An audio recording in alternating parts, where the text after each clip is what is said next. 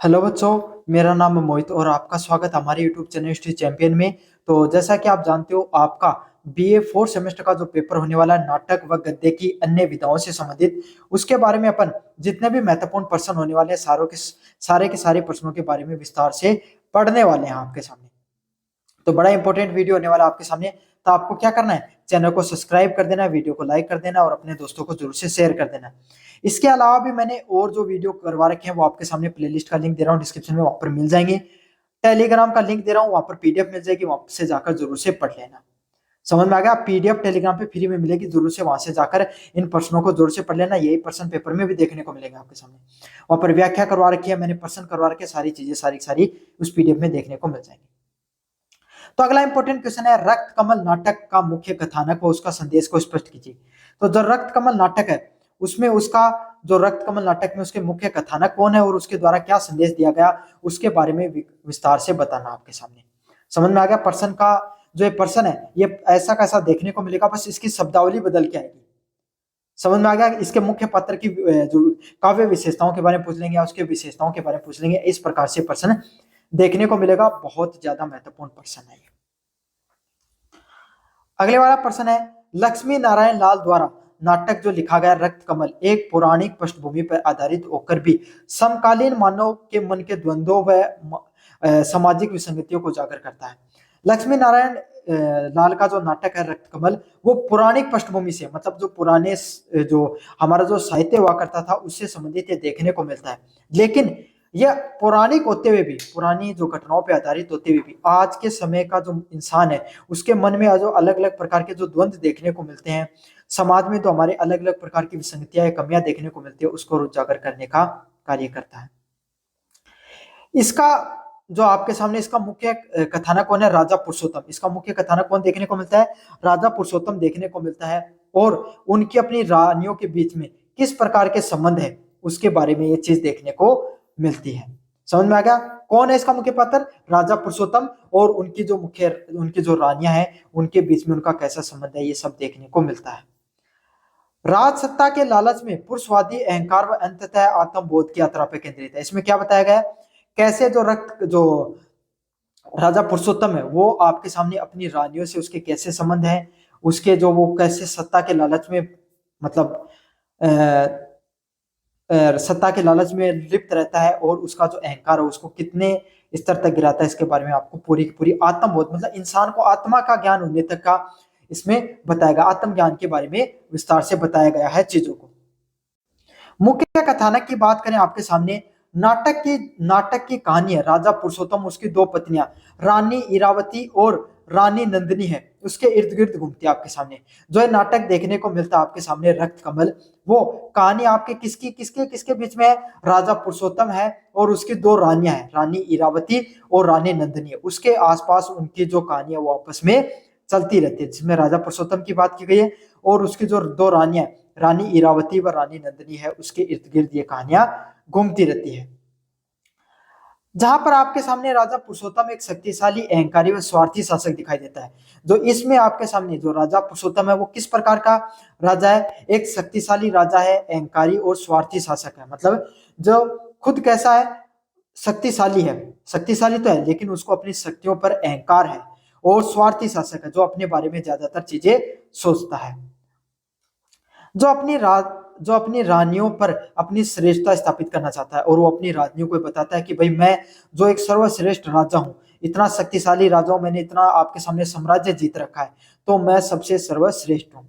वह पुरुष सत्ता के प्रतीक के रूप में अपनी इच्छाओं को अहम बताता है, जिसमें वो क्या कहता है, जो राजा पुरुषोत्तम के माध्यम से इस कहानी में ये दिखाया गया है कि कैसे पुरुष सत्तात्मक जो समाज होता है, जब पे पुरुष की प्रधानता होती है, पुरुष को मुखिया माना जाता है, वो किस तरीके से महिलाओं पे अपनी क्या दिखाता है, अपना अधिकार दिखाने का प्रयास करता है।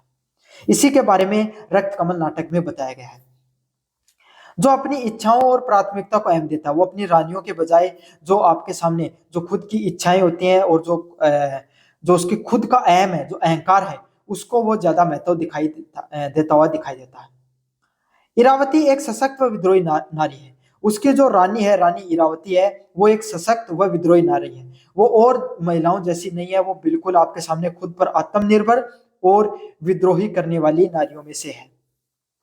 जो पुरुषोत्तम के अहंकार को चुनौती देती है। और वो क्या करती है, जो पुरुषोत्तम है, जो राजा पुरुषोत्तम है, जो अहंकार में डूब चुका है, उसको पूरी की पूरी क्या देती है, अहंकार देने का कार्य करती है और अपनी पहचान व स्वतंत्रता के लिए संघर्ष करती है। साथ के साथ क्या कहती है कि भाई मुझे राजा पुरुषोत्तम के साथ नहीं रहना है, मुझे खुद के एक स्वतंत्र जीवन जीना है, मुझे खुद की पहचान बनानी है, उसके लिए वो कार्य करता है।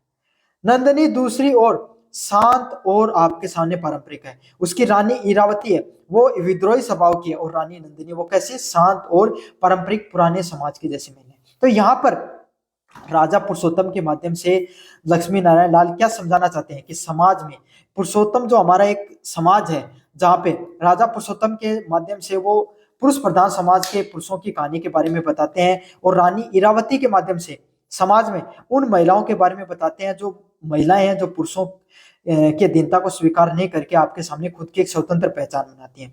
वहीं दूसरी ओर उनकी रानी नंदिनी के माध्यम से लक्ष्मी नारायण लाल ये बताना चाहते हैं कि समाज में ऐसी महिलाएं भी होती है जो शांत स्वभाव की होती है और पारंपरिक तरीके से चलती हैं, उनके बारे में बताया गया है। जो पुरुषोत्तम को आकर्षित कर लिया, और उसका व्यवहार क्या करता है, पुरुषोत्तम को सबसे ज्यादा आकर्षित करता है, लेकिन वह भी अंततः उसकी पुरुषवादी सोच से आहत होती है। वो उसके तरफ आकर्षित तो रहती है, वो उससे प्रभावित तो रहती है, लेकिन वो भी पूर्ण रूप से वो सिर्फ पुरुषवादी सोच की बात करता है, तो वो उससे क्या रहते हैं, वो उससे आहत तो होती है।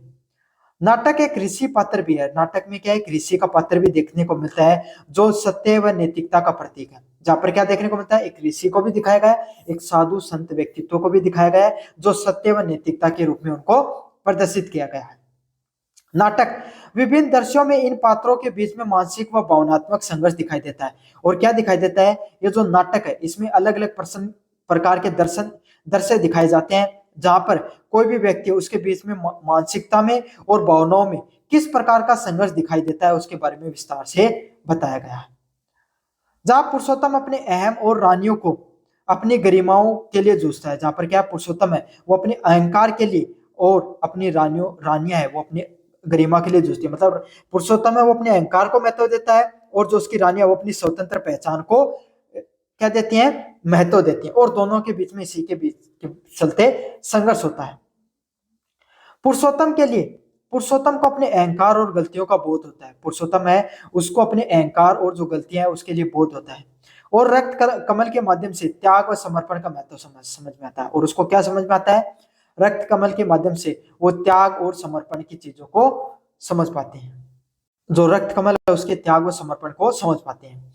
मुख्य संदेश की बात करें, रक्त कमल एक केंद्रीय संदेश है जिसमें पुरुषवादी अहंकार, सत्ता के दुरुपयोग व मानवीय संबंधों के स्वाधीनता के दुष्परिणामों को उजागर किया गया है। क्या दिखाया गया है, रक्त कमल एक प्रकार का कैसा है, केंद्रीय संदेश देखने को मिलता है, जहां पर एक केंद्रीय विचारधारा देखने को मिलती है, जहां पर पुरुषवादी अहंकार देखने को मिलता है, जहां पर कोई पुरुष होते हैं, पुरुषवादक जो पुरुषवादी समाज होता है, वहां पे जो अहंकार, जो पुरुषों के द्वारा जो अहंकार देखने को मिलता है, कैसे वो सत्ता का दुरुपयोग करते हैं, और मानवीय संबंधों के प्रति क्या होते हैं, वो उतने ज्यादा सजग नहीं रहते हैं, उतने ज्यादा आपके सामने कठोर व्यवहार दिखाई देता है।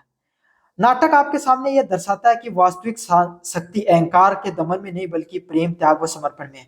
ये आपके सामने नाटक क्या दिखाता है कि वास्तविक शक्ति, कोई आदमी कितना शक्तिशाली है, ये उसके अहंकार में नहीं है, ये किसमें, आप कितना चीजों को त्याग कर सकते हो, कितना चीजों के प्रति समर्पित रह सकते हो, कितना आप चीजों को प्रेम से जीवन जी सकते हो, इसके बारे में बताया गया है। इसी में सारी चीजों के बारे में बताया गया है। यही नारी अस्मिता और गरिमा को स्थापित करने का संदेश देता है, और यही चीज क्या देती है, नारी अस्मिता है और उसकी गरिमा को बताने का प्रयास करती है।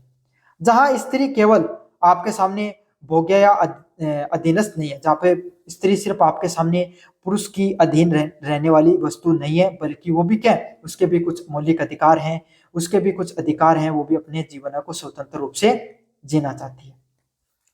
नाटक आपके सामने यह भी अंकित करता है कि आत्मबोध व नैतिक मूल्यों के बीच मूल्यों को अपनाकर ही व्यक्ति सच्चा जीवन में सच्चा संतोष और शांति प्राप्त कर सकता है। नाटक हमें क्या बताता है, कोई भी आदमी है जो संस्कारों को अपनाकर, नैतिकता को अपनाकर, प्रेम, त्याग और जो संघर्ष को अपने जीवन में सहजता से स्वीकार करता है, वही व्यक्ति है जीवन को संतोष से अच्छा जीवन जी पाता है। रक्त कमल यहाँ पर आपके सामने समर्पण व त्याग का प्रतीक बनकर आता है, जहां पर क्या दिखाया जाता है, रक्त कमल जो नाटक है वो आपके सामने त्याग और समर्पण के प्रतीक के रूप में उसको बताया गया है, जो अंततः राजा व उसके आंतरिक संघर्ष से मुक्ति दिलाता है। जो आपके सामने क्या दिखाता है, जो आपके सामने राजा है उसका आंतरिक संघर्ष से मुक्ति दिलाने का प्रयास करता है। और लास्ट में क्या दिखाया जाता है, समर्पण और त्याग के महत्व को इस जो आपके सामने नाटक में बताया गया है, जो क्या दिखाता है कि कोई भी अहंकारी व्यक्ति है वो जब अहंकार को त्याग करता है तब राजा पुरुषोत्तम को जीवन में सच्चे वास्तविकता में अपनी शक्ति का महसूस होता है, और जो आंतरिक संघर्ष और आंतरिक द्वंद से गुजरता है उसे मुक्ति मिलती है। यह नाटक आपके सामने पौराणिक संदर्भों के माध्यम से आधुनिक समाज में व्याप्त स्त्री पुरुषों के संबंधों की जटिलता व सत्ता के दुरुपयोग को दिखाने का प्रयास करता है।